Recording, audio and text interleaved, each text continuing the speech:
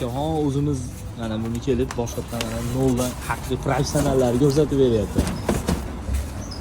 Mana hop, maytda nima parrandalarda o'z nimasi bor. Hop. Buni o'zgartirish, masalan, tovuq oshtirmoqchi bo'lsangiz, bu yerda moda yozuvi bor. Modada ezib tursiz mana. O'tadi. O'tada custom degani ruchnoy. Ruchnoy sizga ishlamaydi.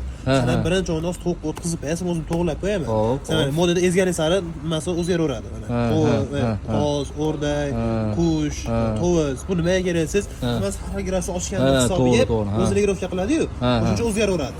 Hozir yana modada mana ezib tursa yana customga o'tadi.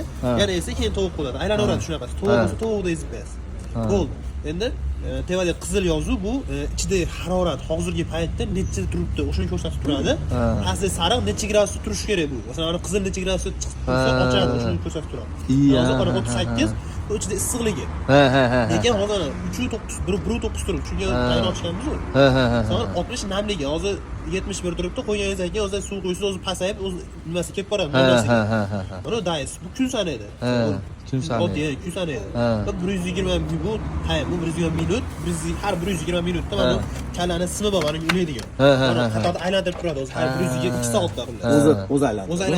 O'zi aylantirib turadi. Hozir men agar chiqarib yuboradigan bo'lsa, simlarini ham ulab, tayyor qilib chiqarib yuboraman, tovuqqa qo'yib qo'yaman o'zim. Agar mabodo suvni qanaqa qilib bilaman desangiz, hop, o'zi asosan 2 kundan bir, 3 kundan bir quyiladi.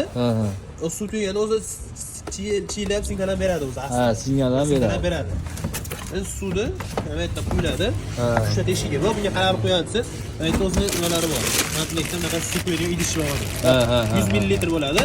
Hop, 300 ml qo'yasiz jami. Masalan, 100 da 3 ta qo'yasiz. Bunga bitta, bunga to'g'ri 3 ta qo'yasiz.